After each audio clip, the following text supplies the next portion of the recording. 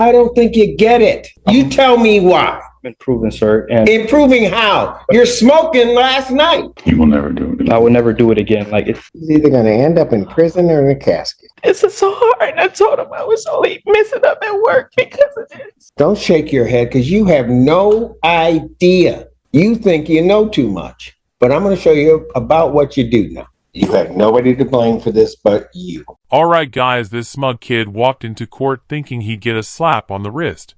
But he's actually facing life in prison for brutally beating his girlfriend. His excuse? I'm only 18. It's my first charge.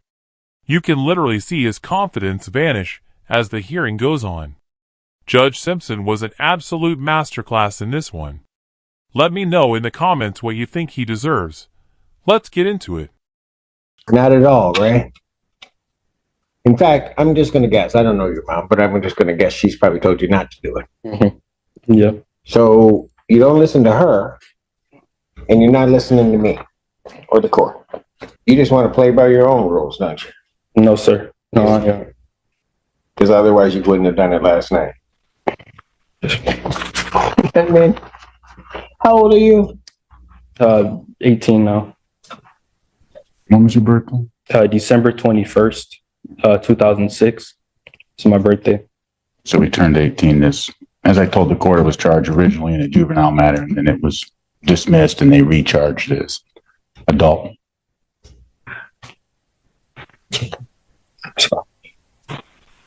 You understand, young man, that you are facing a life offense. Yes, sir. Yes, Your Honor. You understand that? Yes, Your Honor. And it's taken a lot for me to realize what position I am in, and I don't think you get it.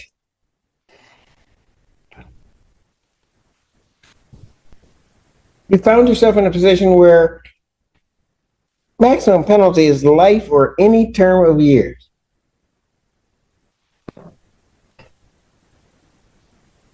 Have you graduated high school? No, sir. No, you haven't even graduated high school and you're facing a life offense. And then somebody just gives you some simple rules to follow, some simple things not to do. And you can't do that. You can't follow your mother's rules. You can't follow the court's rules. You can't follow any rules. So you tell me why, if you're just going to throw away your life, why I shouldn't just lock you up right now? No. You tell me why. Improving, sir. And improving how? You're smoking last night. Tell me how that's an improvement.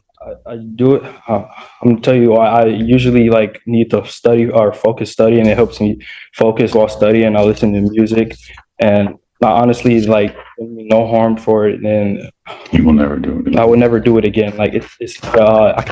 Whenever I'm not addicted to it or anything, I just like it because it helped me study. I got good. My grades are improved now. Back since I've been out. I've been having. Did you tell your mother you needed something to help you study? I said I prefer. I actually. Did you tell your mother that? No. No, sir.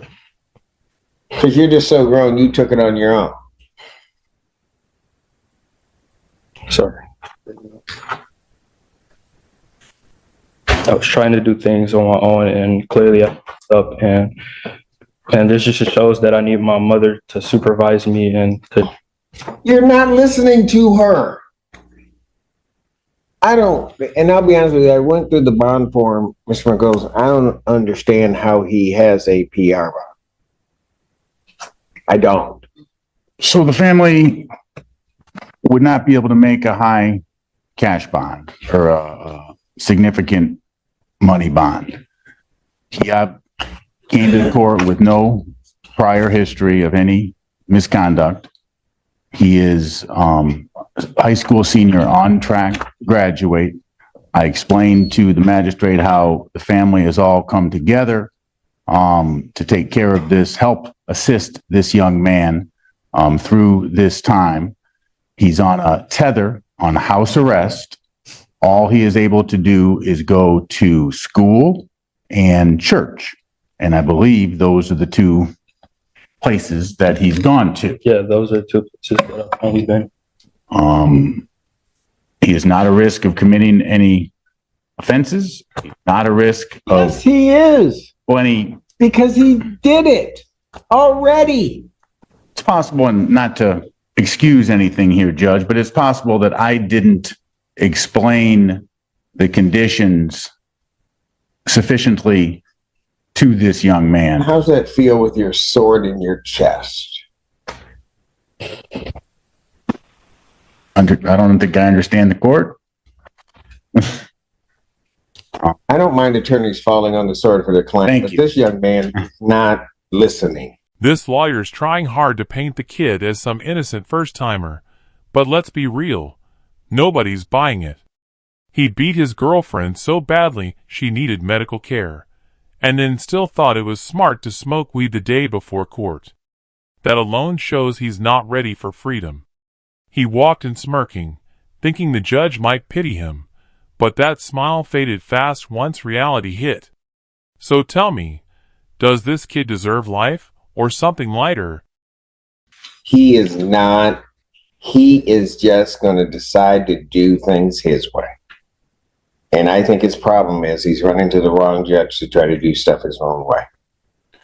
Understood, Judge. I would suggest that perhaps if he were to test regularly and prove to Your Honor that he does respect the court, does understand what he needs to do. You know, Mr. Margolis, I don't mean to interrupt you. No worries. It's almost not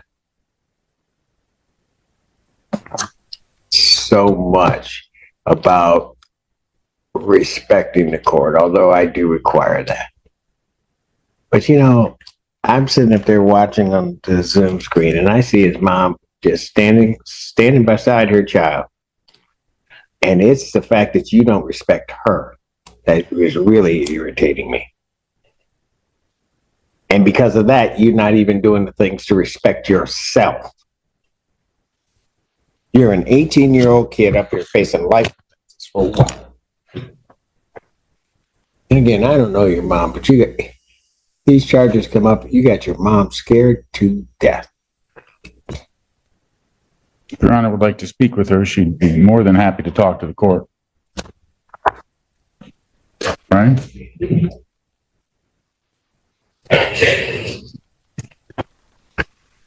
I'll tell you what, I'll hear from mom on my exam list. Your Honor, and I probably mentioned this already, but he's in his last semester. My concern is that if he's detained for long. Oh, I know. Yeah, I know Your Honor knows. I know. I just wanted to put that out there. And You know what? If I don't care about his education, about his life, what if he doesn't care, why should I? I think he does care. I think he's just made some mistakes. And He's improved. not listening. He's never talked to you before. Oh, I can tell. Meaning he's listening to you, Judge.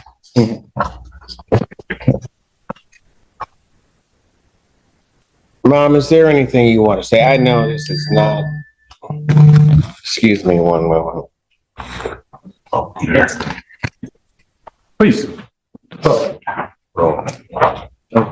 me see where he wants her to speak. Right there, of course. Put him over there with you, Alan, and then mom can come up so I can hear her. State your name. Nicole Barrow. All right. What do you want? What do you want to tell me? I know most moms will say that they have like a good kid and they give you this long spiel and then they do something bad and they're like, oh no, you should believe it.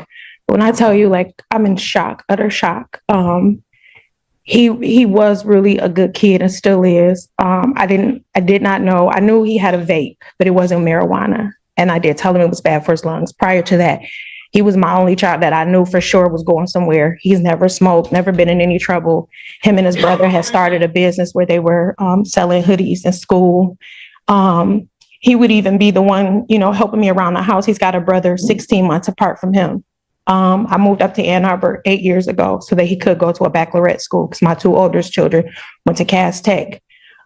His older brother went to Eastern and somebody laced his weed and sent him on a trip. by the grace of God, he came back. He's got a degree now. He's going to U of M this fall for software engineering. He even got a STEM scholarship. So that was the example that I was showing my younger children. Don't smoke weed. Don't hang out with these kids. Started hanging with some new kids that were older than him in college. And then I think turning 18, he thought he could, you know, Just be thought he was grown. rebellious and grown. Yeah. Yeah. And not knowing. I just asked that the court show mercy. And I know this isn't something light or to be taken lightly, the charges that he's facing. We don't consider it lightly. We come from a good background. Our family, civil rights activists. I don't know if you ever heard of Willie Barrow, my aunt. Yes. Joe Lewis, my great uncle. I'm doing well at Blue Cross. I'm making a name for myself with the CEO. I'm back in school. Ma'am, So he comes from a good stop family. there. I'm sorry. I do not doubt that at all. Yeah. So this is hard. I do not doubt that you as a mom have tried to do everything within your power to give him the tools and everything else so he could succeed. Guys, this part really hit hard. A mom in court, exhausted and broken, begging the judge to go easy on her son. She's losing sleep while he drags her down with him. The same woman who carried and raised him now has to stand beside him as he faces life in prison for his own actions. It's heartbreaking. I'm not saying he deserves life, but he definitely needs a wake-up call, maybe a year or two behind bars to shake off that entitlement. Do you blame the mom for how he turned out, or do you feel sorry for her? That is not a doubt. Like I said, I don't know you, but when I saw you on the screen, it wouldn't be easy for you, but if you just walked away from your kid that might have done wrong, I don't know that anybody would blame you necessarily. You didn't do that. You were standing cheek to cheek with him. Yeah. So understand any decision that I make, it's no reflection on you. Sure. I understand. But what I also understand is I've been doing this long enough to realize if he keeps getting away with this stuff, he's either going to end up in prison or in a casket.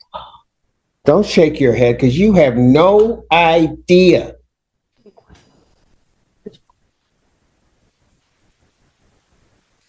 You think you know too much, but I'm going to show you about what you do know. Mom, is there anything else you want to tell me? He thought marijuana was legal and he could do that.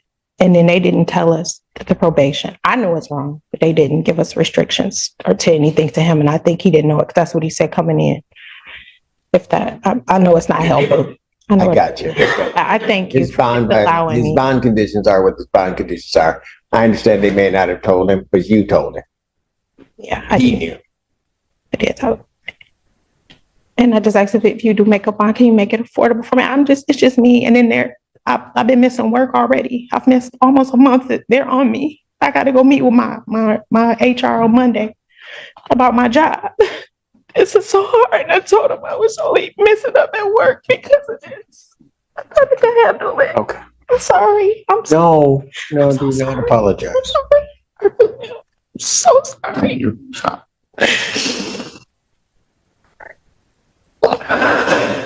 What time's your appointment on Monday? In the morning when I go to work at 8 a.m. I work in Medicare Advantage down at the Blue Cross. It'll be 2 years in May. What time do you get out of work? 4:30. You're right. All right. Okay. And you work, how far is it from your work to here? It takes me about 45 minutes. To get here? Yeah. All right. Okay. Thank you. Thank you.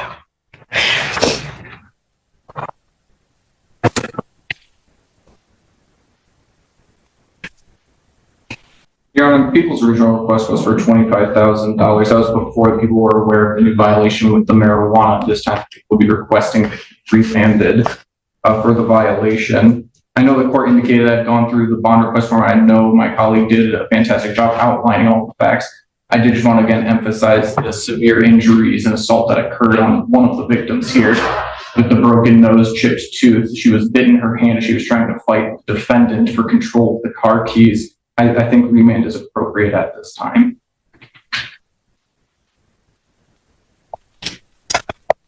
I have nothing additional to add, Judge. This isn't the time to talk about the facts. We do have compelling defense to this case, but I'm not going to get into them now. This is a first offense, first charge of the lifetime for this young man.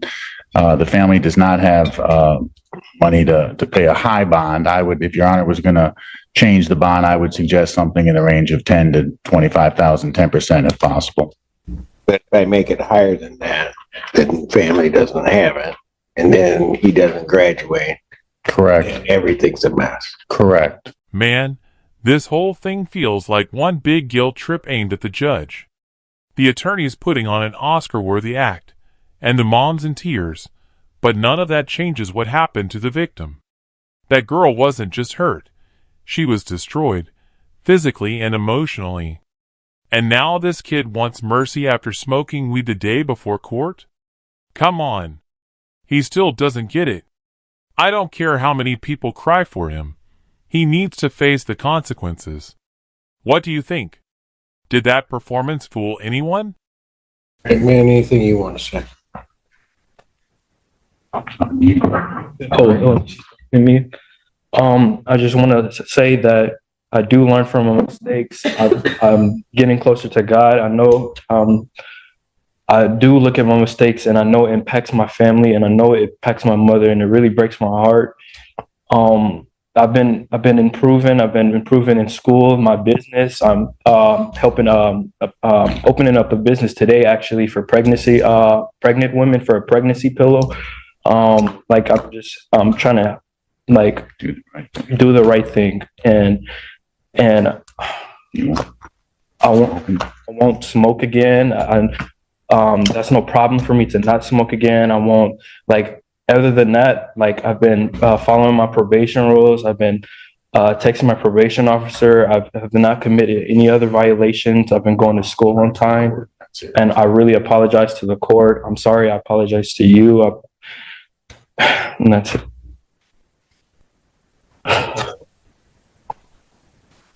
There's something. So I'm sitting there listening to your mother, and then understand something. You will never, ever possess the right to break her heart. You just don't have that right.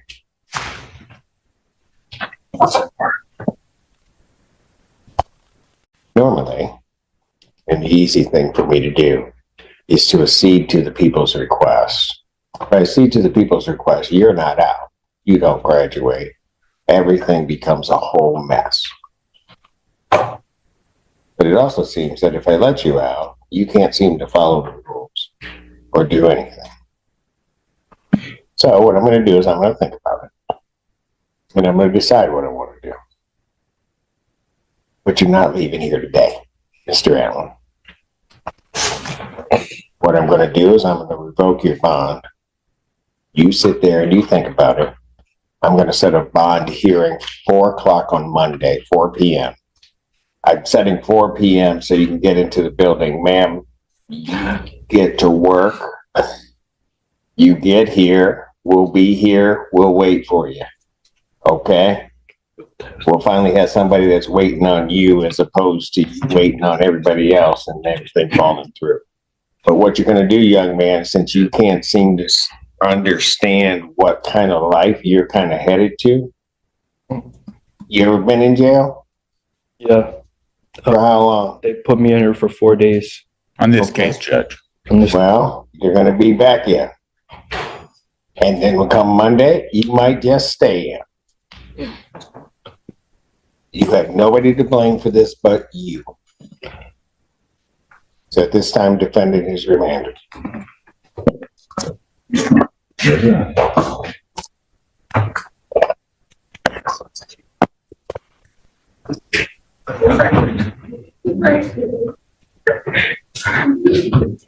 We'll see you on Monday. Man, this one was tough to watch. The kid walked into court like it was nothing, but after hearing about the injuries and the weed charge the night before, yeah, he needed to be humbled. Judge Simpson handled it perfectly, calm, real, and straight to the point. He didn't fall for the tears or the attorney's act. He just made sure the kid learned a hard lesson. Honestly, even a week in jail feels like the bare minimum here. I'm glad Judge Simpson kept it real. What do you guys think? Was the sentence fair, or should it have been harsher? Thank you so much for watching, guys. If you enjoyed, I would really appreciate a like and subscribe.